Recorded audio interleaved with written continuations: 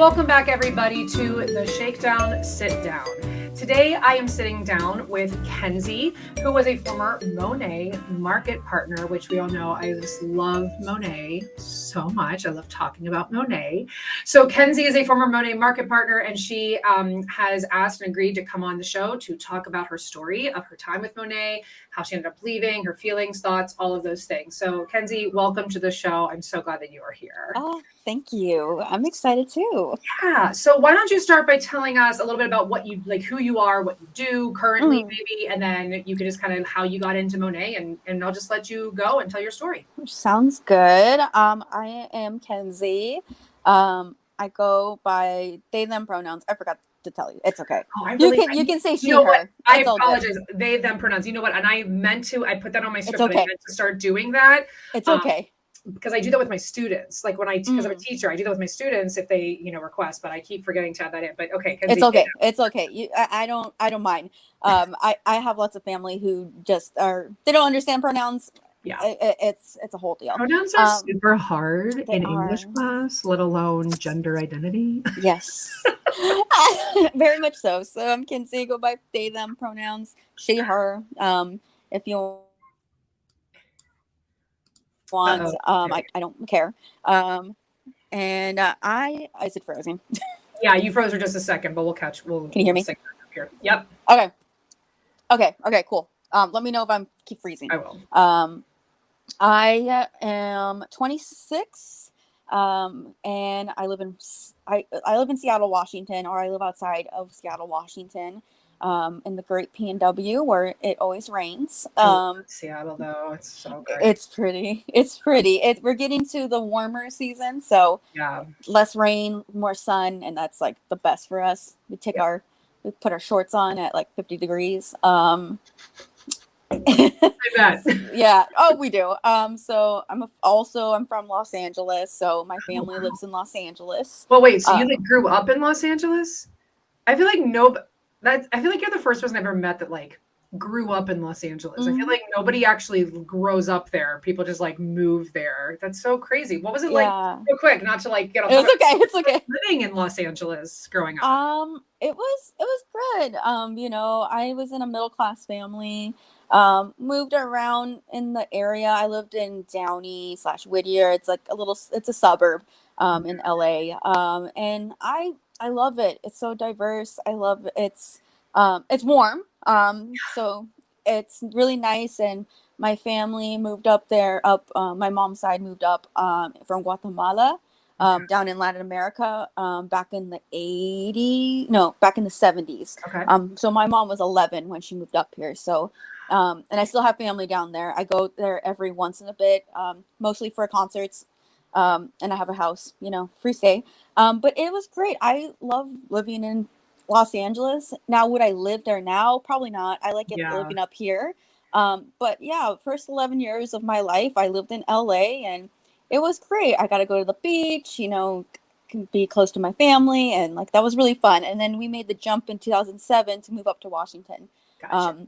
So my parents wanted something totally different, and new. But no bad things to Los Angeles, but I love it, but it's too busy for me. Los Angeles is kind of how I also view Las Vegas. When I was early 20s, I was touring the country with a children's theater company. And we had to do a residency week in Las Vegas where we were going to schools, elementary schools. And I remember when they said we were going to Las Vegas, I was like, people live there and there's schools? Wait, what do you mean? I was like, what do you mean? No, I have friends. Yeah, I have a friend from Las Vegas. Yeah, it's supposed to be debauchery and gambling. What do you mean there's schools? And obviously, but it was you never think about places like Los Angeles and Las Vegas having normal suburban life. You just think of the glitz and the glam and the gambling and the movies. So yeah, that's so crazy. Okay, so we know really a lot. I'm from Los Angeles. She's the Los Angeles girl. All right, so. It's you would have been I'm from Germany. Woo! You said Los Angeles, and I was like, what? I know. So you are from Los Angeles. You live in Seattle. I live in Seattle. Us about your how you got into Monet, or just everything. Tell me everything. Yes. So I got into Monet in August of 2018. It was from a friend that I knew from high school, and always, isn't it always somebody on your phone? Yeah, and I live in a small town. Well, small slash not small anymore. You went We to have a Costco. Seattle, though. Yes. Okay. Yeah. So we had a fallout before. That should have been the red flag in the beginning. We had a fallout about a boy, which is stupid. Don't like men. No, I'm just kidding. don't. Like, I don't even like men anymore. I'm a queer. That's why. But yeah, we met. Well, we met in high school back when I was a senior. So the next time this happened, I was out of college. I graduated in May of 2018 from Pacific Lutheran University, which is a school in Tacoma, Washington. And at that point, I graduated. I had the worst job ever. I was working in a gym. And the person that was running the gym was very abusive verbally, not physically. So Right. I was in a safe spot. So I was only there for a couple months, and then I was feeling miserable. And then don't do this like what I did. I accidentally hit a freaking quiz. Like, like on Instagram, Yeah. I accidentally hit it, and I avoided it at first, and then we were rekindling our friendship and everything. So, took the hair quiz. I took the hair quiz. I took the hair quiz, and at that point, my hair was this color. Okay. I went back and forth between. I think I changed it back to dark. And if you don't know, when you bleach your hair, you go from blonde to dark. It's hard to go back to blonde. Mm-hmm. So I think I was in a transition period where I was going back to blonde, and then I was like, I need to get my hair together. Yeah. So we met up. Hey. Mm-hmm, yeah. And no hate to the products. The products were good to me. I know there's some people who had some instance with it. I actually had a VIP who was very had a sensitivity to it, and then we just canceled it. I was very laid back. That was the thing. Yeah. I remember the first time my parents were talking about, they're like, this is not good. And you should, people's lost their hair. I should have thought about that. Yeah, and you know what? Yeah. And if I could interject, because yes. I had a thought, because this morning, I'm going to go on a quick tangent. So it's okay. I was in Target the other day, and I found this new shampoo called Function of Beauty. Oh, and I love it. Yeah, so they have the different for the curly, the wavy, the whatever. Okay. Yeah. So I got it, and I was like, you know what? I want to look up, because I think I like it. I'm using it, but I want to look up what the reviews are. And on their website, they have a hair quiz. So I was immediately triggered. I was like, oh my God. And then you can get a subscription, customized package, even though you can just go buy it at Target. I was like, yeah, very strange. But anyhow, so I was like, okay, let me read the reviews. And they had a ton of reviews, but they did have over 2,000 one-star reviews, which I did not get to reading them, not for any reason other than I had to start work. But it got me to thinking, because you said the product worked for you, and it's not even about whether or not the product is good or bad, right? It's never about the product, because Monet might be an actually great product for most people.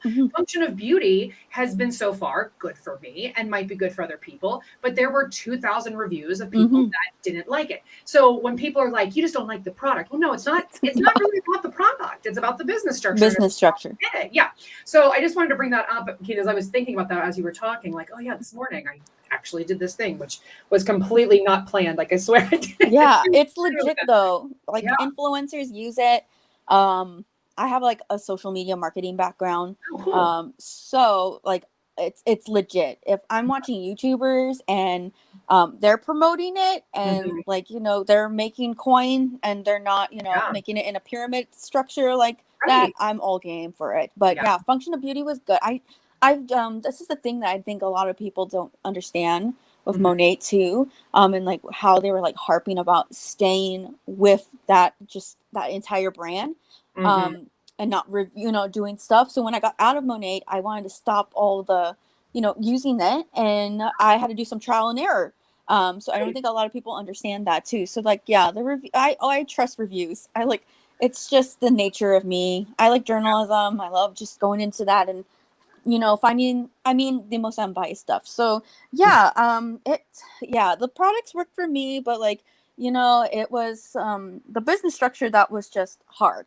I never ranked. I don't know if you talked to anyone. Never ranked. I was this close. to ranking like once. So you were just always market partner. Always market partner. Remind me, I mean, you would think that with all of the covering of Monet that I've done, and I don't know if you follow Jenny Wild, but she's a very good friend of mine. I'm friends with her. Oh, yes, great. She was on my sideline. Oh, yes. That's hysterical. I love Jenny.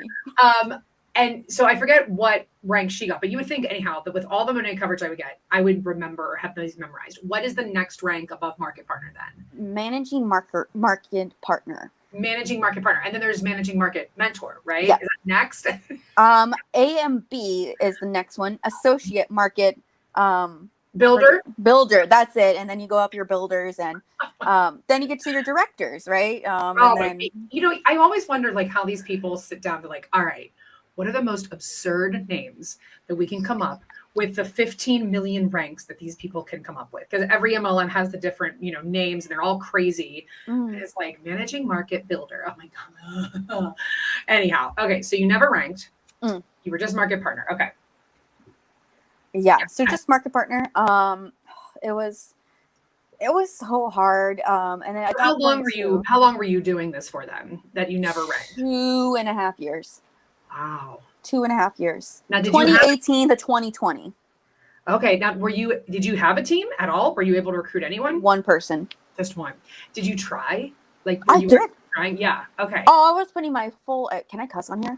Yeah. Okay, cool. I was putting my full ass into it. Like, I was creating marketing stuff that was, I should have been getting paid like $25, $30 an hour for making content. And I also do photography. So, yes, I wanted to ask you about that. Well, I'll ask about that later because your email is Kenzie Photography. Oh yeah. I meant to say that earlier, and then obviously my ADHD. Yeah, it's okay. Me too. I have ADHD.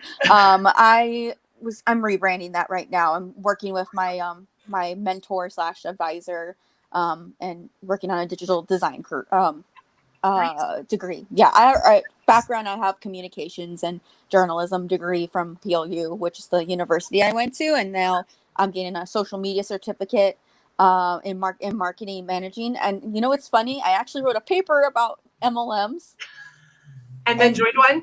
Oh no, this is afterwards. This was afterwards. So I had all the knowledge. Love to read that paper. I can send it to you. I'll send it to you via email. It's so good. It's one of my best works. I have it on my marketing profile that I'm creating this quarter. That's my it's kind of like my senior project. Maybe how long is this paper? It's like 5 pages. Yeah, maybe Barb should do a dramatic reading of your paper. She could.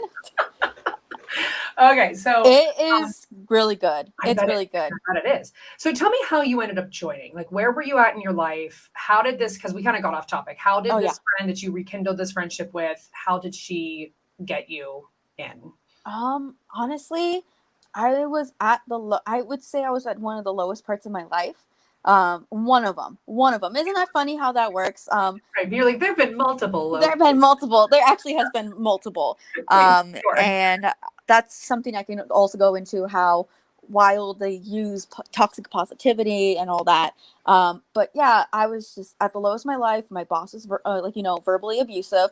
I wanted to get out of that job. I had like this weird relationship with like a friend that, I wouldn't say romantic one, but it was just a lot on me that I was obviously being manipulated, which is, oh my gosh, if I can go back in time, I wish I could just slap myself, but that is okay. We forgive ourselves for past things.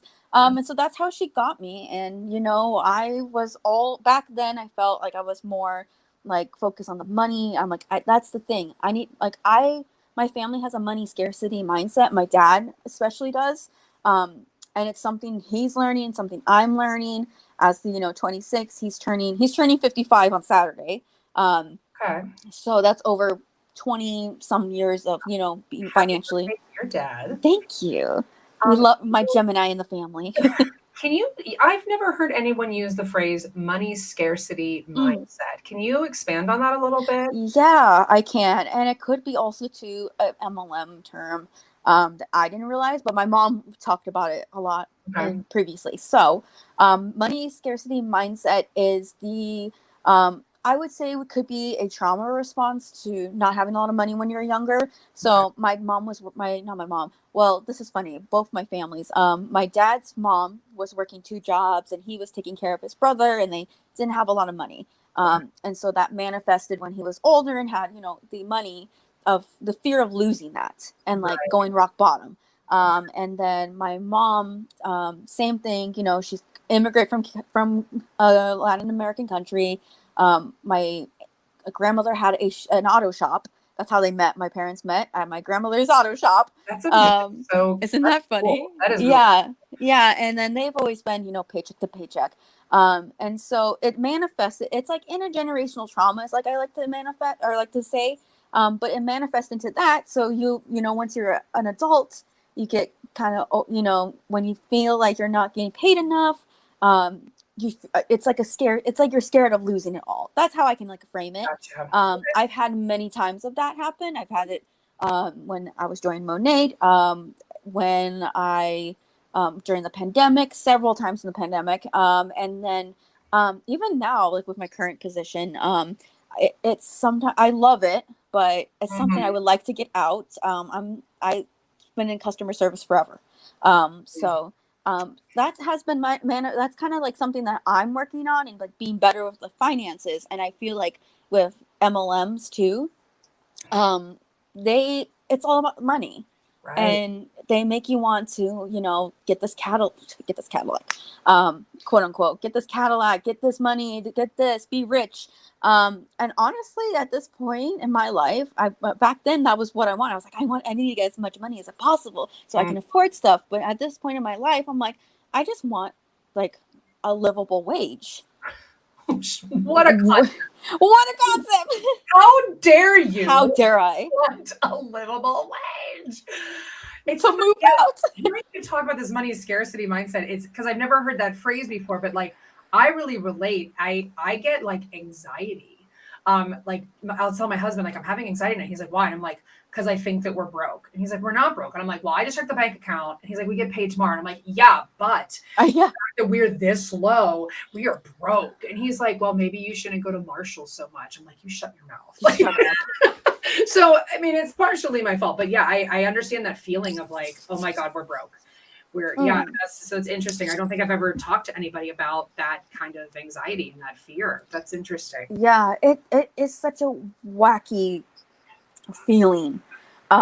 Just to be, so American of us. That's so American. It is so capitalism. Right. Oh my God. Okay, so you're in this bad space. You're just things aren't going well. You have this abusive boss at work. So how did you rekindle with this friend? How did she hook you? We were just talking, and then she was just like, hey, like, you can do this and make some extra money. And then I was like going crazy. I can hear him. It's okay. I work from home. Like, is somebody here? I work from home. I'm surprised my dogs are not here. My uncle is here doing our yard, and they are downstairs. Yeah, I'm not ending it out. We're just gonna leave the dogs. Okay. It's okay. I love the dogs.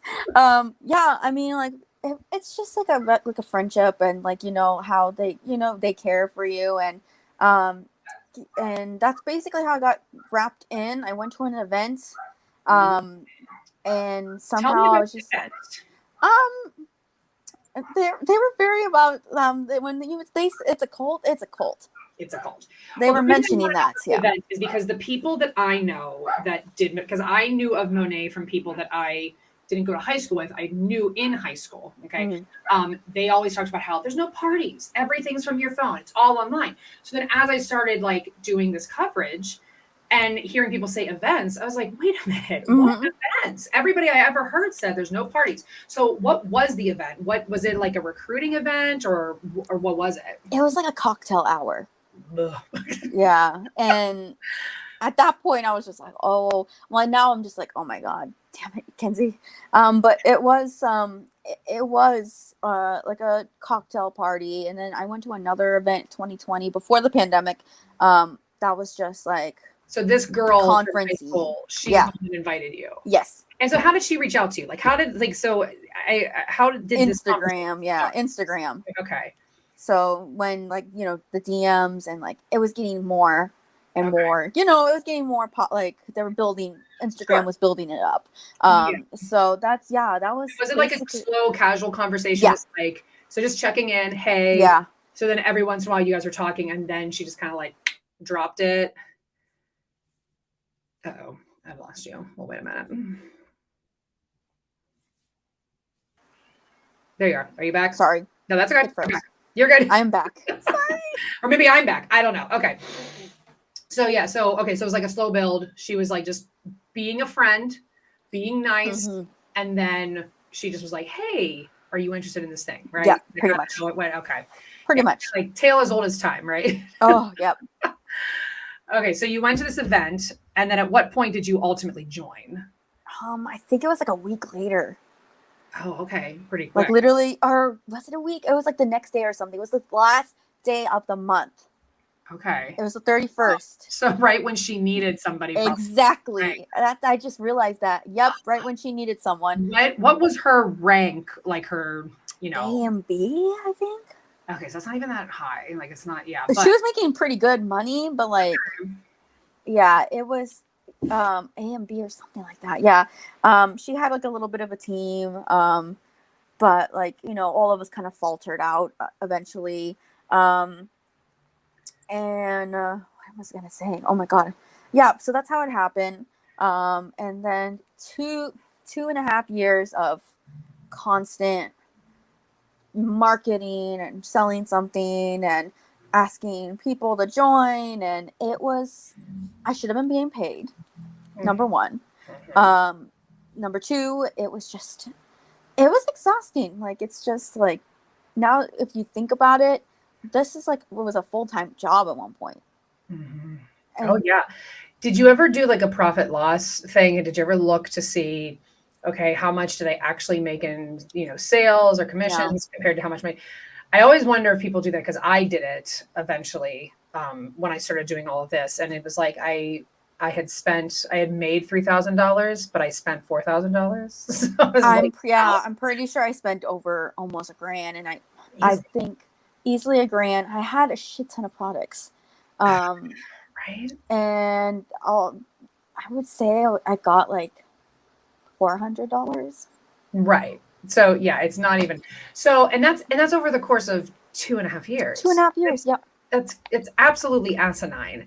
And because when you're joining, right, like we see it all the time on Instagram, people are like, here's how you can make $1,500 in your first month. Exactly. They list these things and make it seem like, do this and this and this, then do that 3 times, and then you'll get this. And it's like, these are not even easy things to do. And you want me to do it 3 times? You must be out of your mind. In an hour or two. Right. In pockets of your time. Just in the little cracks and the little slivers. Okay, so through that 2.5 years, were there points where you thought you might quit throughout those 2.5 years? Or was it like that 2.5 years, you're just like, nope, I'm doing this, and then something clicked? Or, was I kept going. Like, I was just like, I know I can do this. And it was just like, I tried, and then I just realized, I was like, dude, I can't anymore. I think it was like right after Black Lives Matter 2020. I can't believe that's 2 years ago. And I relapsed from I used to cope with like alcohol when I was in college, and then when I was stressed out, I would do that, and that's a whole topic too. That I just discussed with Danielle back in December about racism. I'm pretty sure I was the only person of color on that team, but the way they were talking, or it was the girl mom was her upline, blah blah blah blah. The way they were talking about it was just like, it was so like triggering and disheartening. So you experienced racism in your team. Yeah. And then we can edit this out if we want. Erica Sheffer. Oh yeah, she's a public figure. She's a public figure. Oh my God, I hate her so much. She said something, and then that was it. Like, I don't remember. I wasn't actively in there at that point. I was at this point was just talking and like making sure people like knew, like, you need to like. It was just like I was doing a lot of activism at that point. And I stopped doing a lot of the Monet stuff, because I was just like, I can't do this. I was just like, it was just a focus. But I relapsed and I drank until I was like, That's right. like, yeah, I had a migraine. I think, no, I had a headache. And then the next night, I woke up in a panic because like I didn't eat enough too, and then mix alcohol in. So I Right. woke up and I was physically shaking. I couldn't like control myself. And like I still live at home, so luckily there's someone here. And then I ran to my parents' room, and I've never been this scared or anxious in my life. Well, I have, but I've never been this scared or anxious in my life.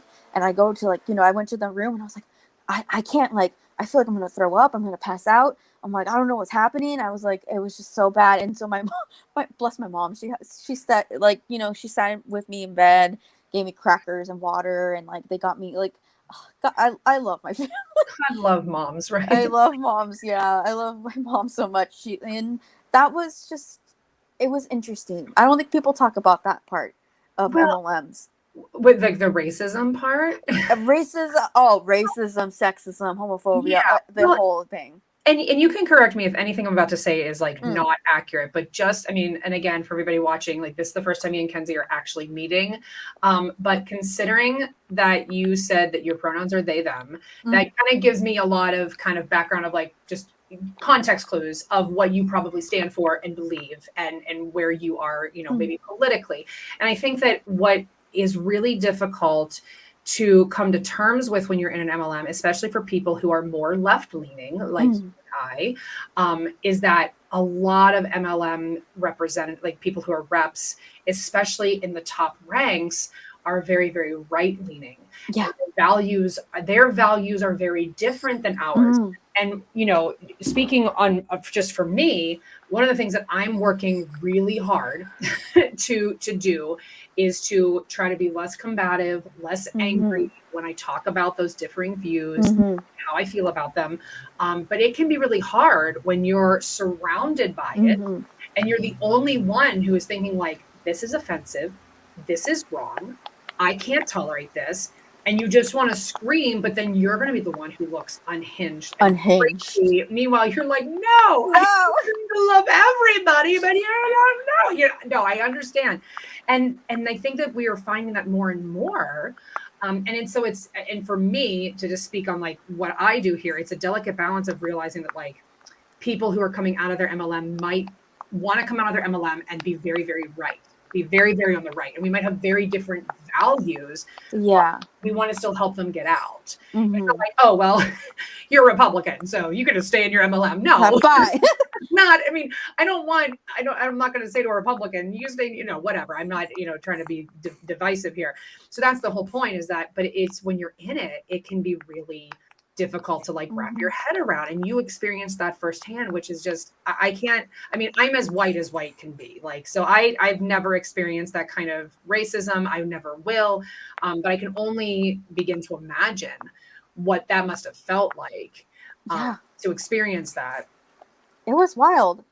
I didn't realize it was like, microaggressions until like late. Well, Like, because didn't we grow up just like every microaggression was just like normal? It was just like that's yep. what it was.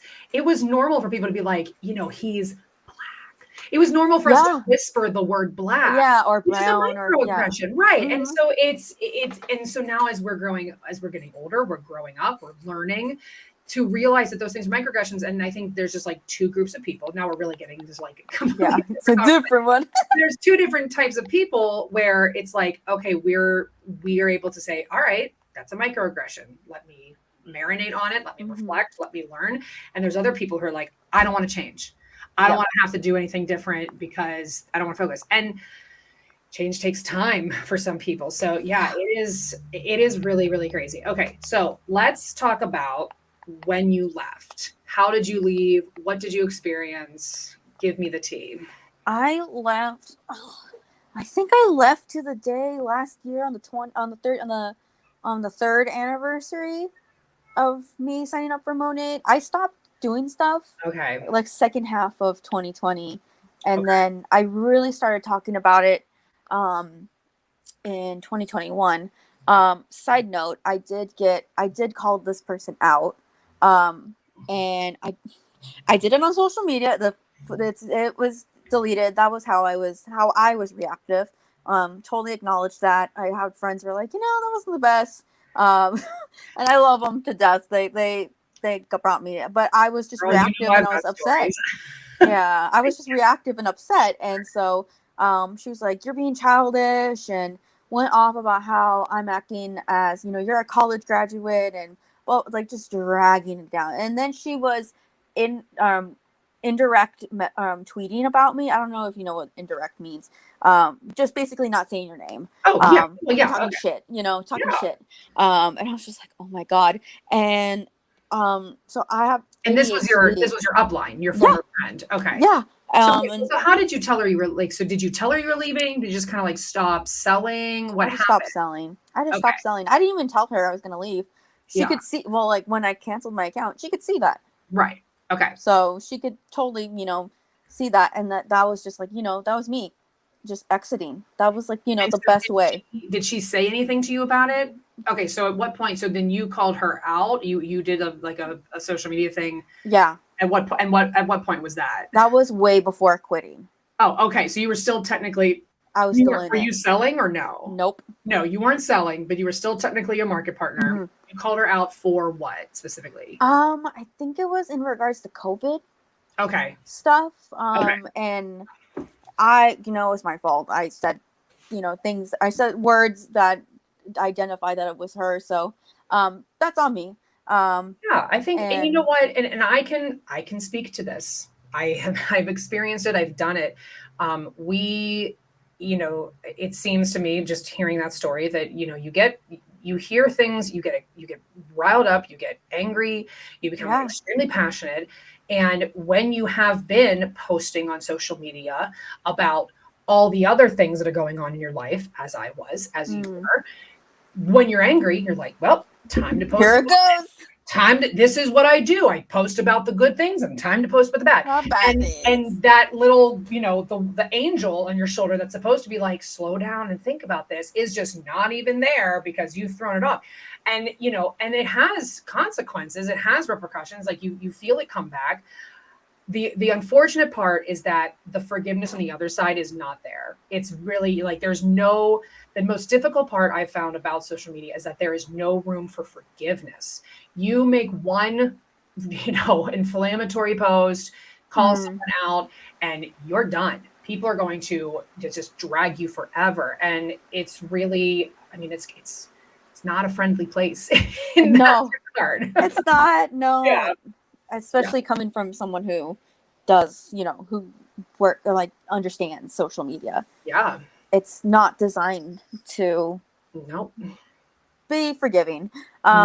It's really big thing for receipts. So, it stays on the internet. So, okay. So you did this, and how long did this back and forth with you and her last? Like, was it an hour? Oh, so was it? You got off lucky.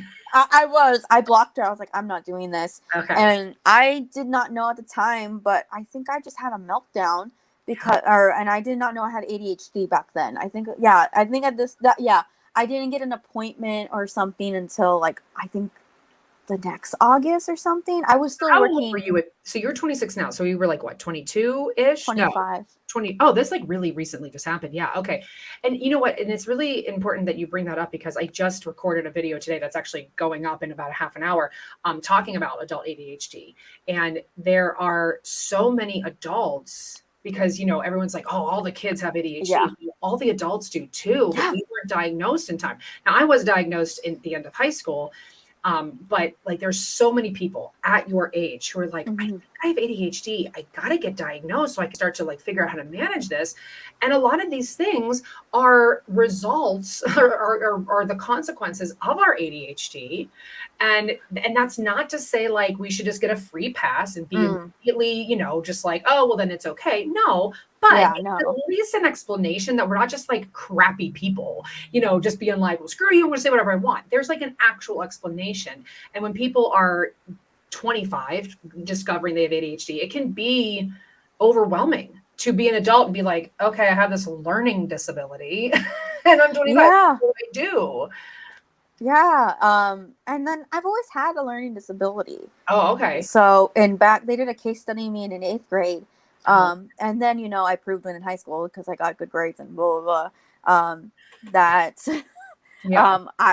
you know, I didn't need, it's called an IEP. I don't know if it's the same across IEP, the yeah, board. Yeah. individualized education IEP. plan. Yep. My Mhm. mom does them all the time. She's an ESL teacher. So I'm a teacher, so I go to the meetings all the yeah, my mom does too. Yeah. My Yep. mom's a second language learning teacher. So Oh, that's cool. it's really cool. In this small little town called Ording, Washington, the Okay. only way you would remember this town is it's in the pathway of Mount Rainier if it ever erupted. So yeah, And then it's it would not exist, and you would forget no, it all over again. exactly. Now, is there a high Hispanic population There up there? is. Yeah, and you know And what? Ukrainian. Okay. When I traveled, we did a couple residencies in Washington, and I was actually surprised that there was such a high Mhm. population of Hispanic, population up there, because I just, I'm young 20s. I wasn't thinking. I was like, oh, anybody that's coming from Mexico will be in the South. I had not really considered that there would be Yeah. such a high population of anybody of Hispanic, ethnicity up there, and it really is. It's needed. It's needed. Yeah. Oh, one of my best friends, well, someone who I actually worked with at my old when I worked in Auburn, which is out here. Mhm. One of my bestest friends, she moved well, she was born in America, but her parents were born in Mexico. The same thing too. They did the same but they went up a little north. I think she was a little bit old. She was in high school because I Yeah. was in middle school when this happened.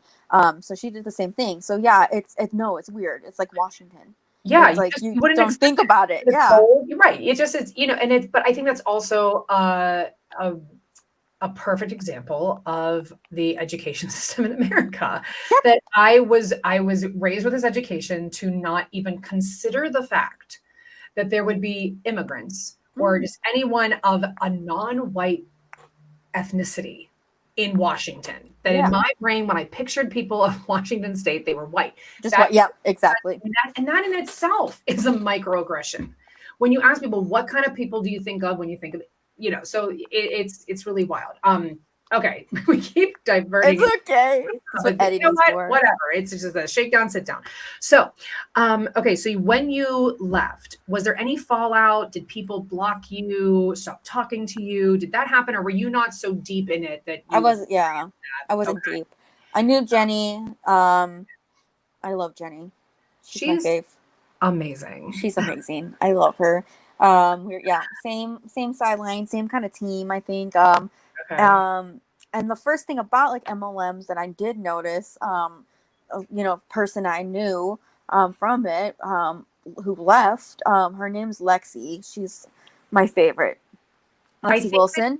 I think that Jenny has Jenny should talked know. Yeah, about her. Jenny. Yes. Jenny and her are really good friends, and excuse me, I'm a burp. And then I'm really good friends with her too. She has this astrology coaching business. Oh, cool. So like if you have a business, she uses like, astrology and tarot and like all that, just to use it as a guide for Yeah. manifesting and everything. I know people think it's like Delulu, but who cares? I love it.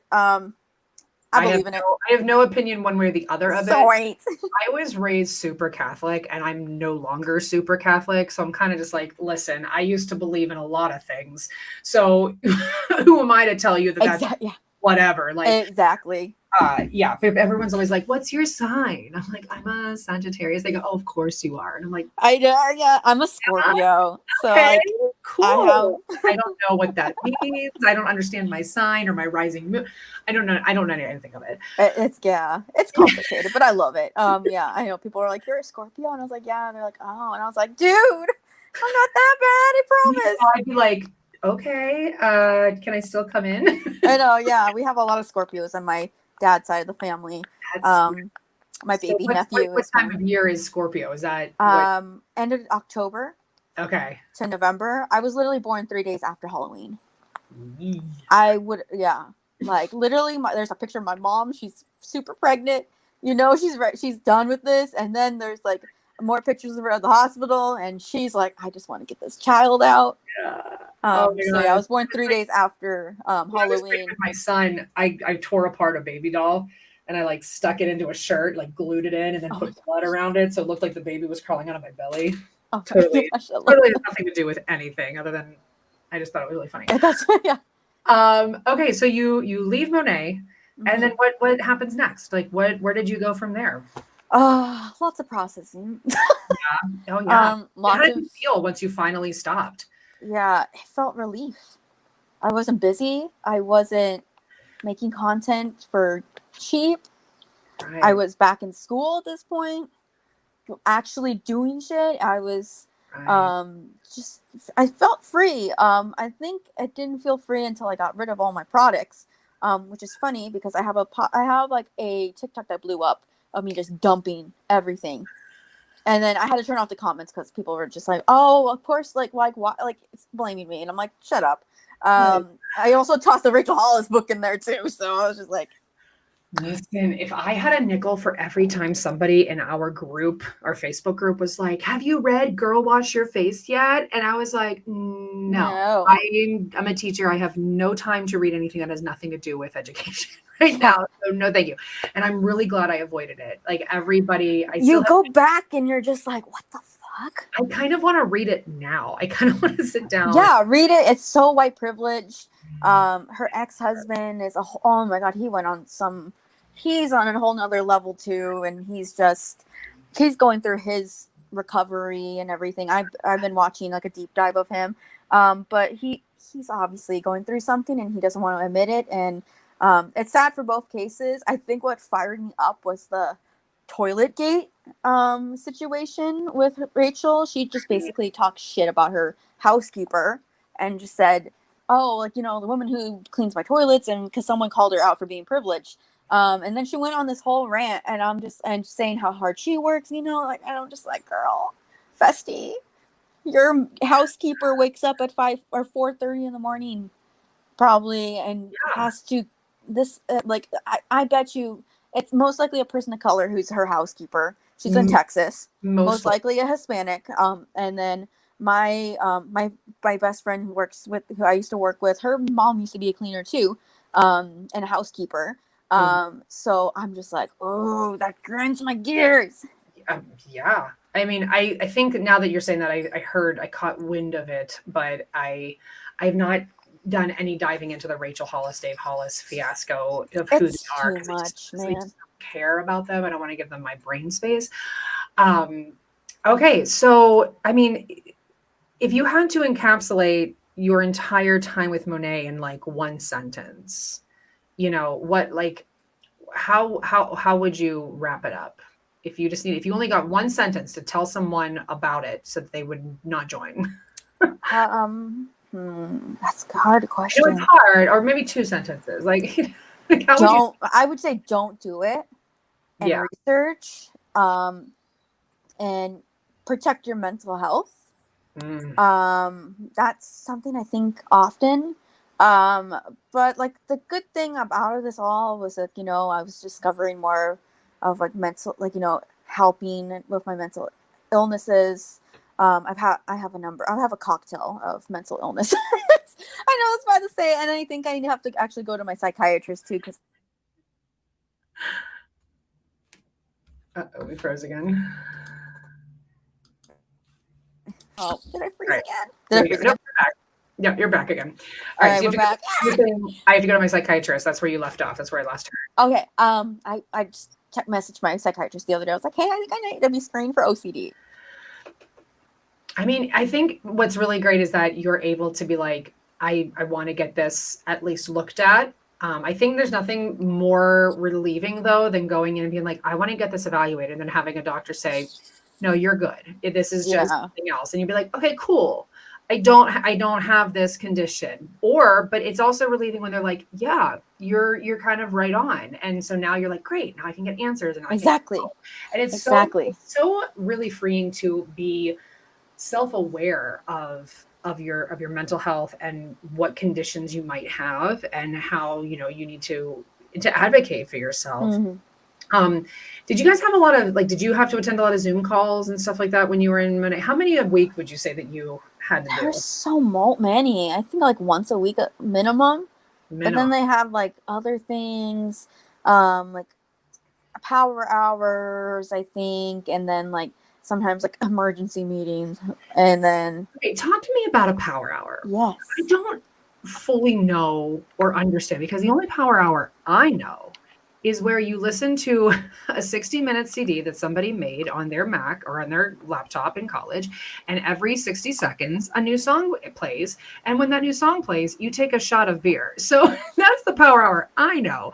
So what is a power hour in the MLM world? Because I really didn't Yeah. about it.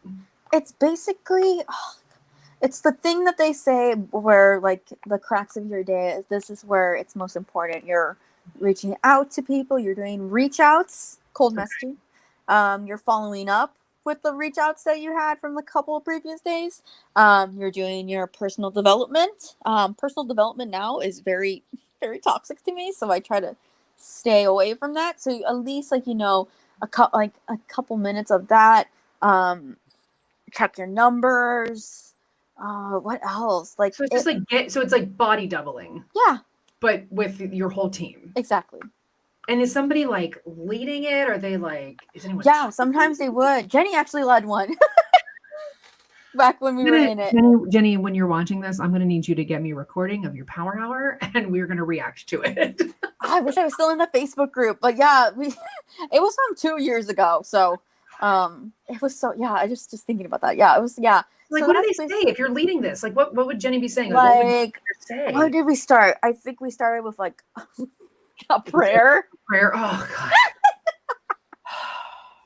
So next month, I'm doing a video about faith, like faith manipulation and just religion in general. Like, I don't even know if I'm going to connect it to MLMs, but just religion in general, and how faith is used across the country to manipulate. Oh yeah, all the time.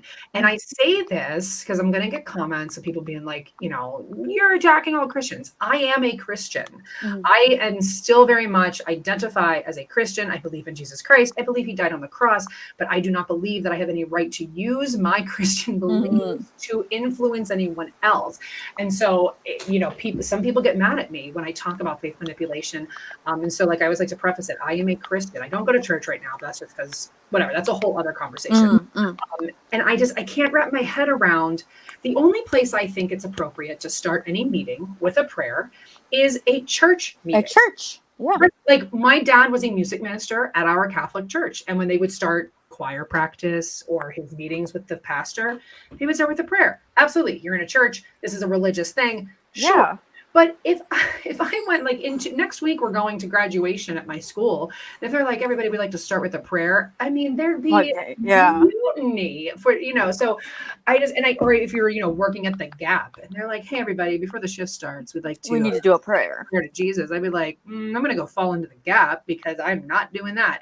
So it's just like, it's mind boggling to me that MLMs do this all the time. Did Jenny start with a prayer? I think she did. I can't remember. It was so long ago. I'm gonna call her. Just ask her. Yeah, Jenny, I need to hear this prayer. Okay, so you start with the prayer, and then what's next? Oh my gosh! I think you go into your numbers. You list. Oh, I forgot. You list your goals. Your goals for the week. For the week, for the whole week. Oh, because when I was in Perfectly Posh, which is nowhere near as culty as any of these ones, but they did that. They'd be like, post in the Facebook group, list your goals. What are your goals for the month? Yep. And everybody be like, I'm going to make $2,000 in sales and recruit 5 people. And I'd be like, yeah, I'm going to sell $20 and it's going to be for my own soap. Okay. All right. So you list your goals for the week and then what? I think reach outs are the next thing. Okay. So follow ups. How often did you do reach outs? How often did you do a lot of cold calls or did you just messages? Oh, hell no. I can do cold calls. So who are you messaging at this point? Like it's 2 years. Like friends. I was going through hashtags. So were you just messaging random people? Yeah. So just random. So what? How? Okay. How did you start a message? Like, I think I had like a template. Yeah, a template, and I would just copy paste, make it. Pasta. We love to see it. We love it. Just copy paste and. Did it start out something like hey, so love your feed? Yeah, like that kind of thing. Basically. It's funny when I would ask my upline, like, what do I say? How do I approach the situation? She would be like, oh, I would just be like, hey, Trixie, blah, blah, blah, blah, blah, blah, blah. And she would send me this thing. And I would send that, like just that. And I sent her a screenshot when I was like, what do I say to this? And she's like, are you saying, hey, Trixie? And I was like, well, that's what you said to say. And she's like, Trixie is just like the placeholder name. Yeah. You gotta put in the name. And I was like, oh, I don't have time for that. I don't have time for that. Like, do you know how many times I was the copy pasta person who didn't change the name? And then I had to go in and be like, sorry, I actually meant that for Joan. Like, and that's the most embarrassing feeling when you call someone it's embarrassing when you call someone the wrong name to their face, but it is also embarrassing when you send a message and you call them the wrong name. Exactly. Because oh my God. the name is listed at the top of the message. So you are already like, you have a visual cue. This is this person's name. And you're like, hey, Trixie. Hey, what's up? Mortifying. Yeah, I totally feel you on that. So, okay. So you would send these cool messages and what were they playing music in the background, or are you just like sitting there body doubling and doing body doubling, music too? Oh my God! Sometimes this sounds like a nightmare to me. And it's so a cult. Yeah, it is. So they're not required, right? No. Right. But then if you're not doing well, would they say to you like, do your power hour? Right. And that's the thing that I think that people don't understand is that when they recruit you, they're like, nothing's required. It's all. But it is. But it is, because then when you ask for help, when you're like, I'm not making this goal, I'm not hitting this, they'll be like, their solutions are, did you come to Power Hour? Did you go to that Zoom meeting? How's your professional development? And you're like, yep. I'm a mom and I have a full-time job. I'm busy. Right. Yeah. Like, what about the cracks of my time?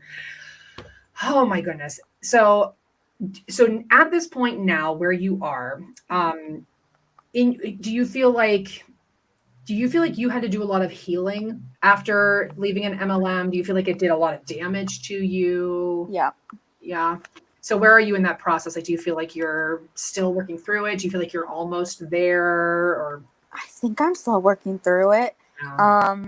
I'm definitely used to talk more about it, make more stuff on social media, but then I got to the point where I was just like, I can't do this anymore. Yeah. Like, it's not for me. Like, props to you. It's great. Like, I just. I mean, like posting about anti-MLM stuff. Yeah. I just couldn't. And I follow people from anti-MLM, and I'm just like, sometimes I'm just like, I need to stop. But it's a hyper focus. And it is a hyper focus. And that's the beauty of it, is that you can stop. You can. I don't have to do this. I don't have to do this, and that's like when I had to cancel with you, because this is for everyone watching. This is our second, we had to reschedule because I was supposed to do this a month ago, but I had this horrible migraine. I just couldn't get out of bed. And I just was like, I don't have to feel bad. I'm just going to email her and say I have to cancel. Exactly. And because it was just a thing that I'm doing, you're doing, we're just doing it because we want to get our story out there, but there's no pressure about like, we have to get this done. So it's, and I just, if I don't post 1,000 videos in a month, who cares? There's nobody, and that's, so it's not, and it's just because, right, you say it's a hyper focus. For me, it's like, I'll go through these like weeks where I'm like, I don't even feel like making a video. I don't know that I want to talk about. And then like right now I have like all these ideas with my new brand, how I'm going. I'm like, I have so much I want to do. So I'm just like, go. So it's just like hills and valleys. And so if you're in a valley of like posting about it and you don't want to, that's okay. You can still be you can be for the movement. Exactly. And advocate and activist. So that's really great though, that you're still processing through it. So what do you do now again? You're in customer service? Customer service. I work with the Y. Been with the Y for 3 years now, which is wild. I switched from a part-time to a full-time job. I love the Y. I think it's the thing that saved me. Oh, that's great. Which is good. That's what the Y is meant for. So that's what it was founded on. And yeah, I'm doing that. I'm trying to rebrand my photography. I haven't touched my camera in 1.5 years, which is okay, but so long. What kind of photography do you do? Everything. But I'm majorly good at senior photography, like senior photos. Yeah. I used to do that a lot, and I actually used like with my friends. I would do it like they were graduating. They would ask me, blah blah blah, and then I would get like a lot of people to do it. And then actually, I did a lot of business stuff during Monet. I got paid by the people. Okay. which was my upline and everything. So they paid me. The only time you actually made money in Exactly was my photography, because I was not going to give that for free. I was just like, I'm not going to give you free money. You know, my best friend is a photographer, and we went on like a weekend where I was like, we both needed to get away. And I was like, let's just go somewhere, get a hotel. Let's just like take pictures. And I like followed her around and just like watched her take pictures. And the work and the art and the angles and how low she'd get and how she would, I mean, the work that goes into being a photographer, it's not simple. Like people, I don't think people understand it. And they're like, can you just take my picture for free? And I'm like no. You don't know how much editing and then you have to do. Right. So not only the taking of the picture, because you have to get that right angle and you have to understand the camera and the lens and so many things I don't know, but then also the editing and making sure that, you know, you have the right software, and there's a lot. There's so much to learn. It's complicated. Yeah, it's a complicated thing. People take it for granted for sure. So I have mad respect for photographers. I think it's an art form that people appreciate, but not in the way that they really should. You know what I mean? Yeah. So I hope that you're able to really rebrand and get that up and moving, because for sure. I miss it. One of my best friends is like, you need to get back into it. And I think I posted like my rates before, and then it's mental illness things, you know, and mental illness things, it just drains you. It's so weird. It is a very frustrating beast. It is. Sure. I would love to have you back on so we can maybe talk. We can like go off on mental illness and mental health rather. I don't want to just like say mental illness, but you know, because everybody has to manage their mental health. I'd love to talk more about it, just because you manage it. I'm not going to say suffer. You manage it. I manage it. I have a lot of it in my family. So I think that this would be a really great conversation for us to continue just talking about. So to wrap up, because we've almost been an hour and I don't want to take up any more of your time. I really appreciate you being here with me. What is one, so if somebody's watching this and they're still in their MLM, they found it, they're kind of like, they're peeking, they don't want anyone to know they follow me or follow you or whatever. What's something that you want, like some advice you want to give them about whether or not they should leave or stay, or, or what to do? Any advice you can give somebody who's kind of got one foot out? I just research. I think that's the most important thing. Just research it. Just look into look at the income disclosure. Income disclosure statement. Yes. And I want to just piggyback on that. The income disclosure statement is not required by the government to be put out by multi-level marketing companies. So when they do put it out, they are choosing. There's no model. There's no structure they have to adhere to. They are choosing what they put out. And I think Monet's for 2022 or 2021 was like, how much was it? I think it was like $86. I saw that. Yeah. It was like $86 for the average for market partners for the whole year. And I'm like, you put that out. Like, embarrassing. It's embarrassing. But they don't show you that. Like, they don't want you to see that. No. Which makes me wonder, like, why do you put it out then if you don't have to? But also to your point about the research, I think the hard part about research is, because I say that all the time too. I'm like, do your research. But the thing is there's so much research for both sides that it's true. Like really like vet your research. Make sure that what you're looking at is a genuine source, not just like someone's blog post. Like, I was doing some research on ADHD and MLMs, and I was finding people who made blog posts that says MLMs are great for people with ADHD because it's constantly changing. And I was like, no. So I'm looking at these articles and I'm like, this is garbage. Like, this is just, a random blog post from some person. So these are right. These are not like good resources. So just vet your research too. Make sure that what you're looking at is reputable and has like a solid foundation. It's not just like, well, Susie Joe put up a meme, so I'm going to trust that. Yeah, but definitely research the company really, really well and talk to people, people who are out, people who are in. So yeah. Okay. Any last thoughts before we wrap up? Not really. I'm glad get to speak about it. So Yeah, absolutely. I And I'll know have you it's, back on. We'll talk about yeah. more and we'll keep this conversation going. Yes, of course. All right, Kenzie, thank you so much for being on the show. Thank you. And everybody remember, kindness, education, empathy, and patience creates a lasting movement. So keep calm and we'll see you next time on The Shakedown. Take care.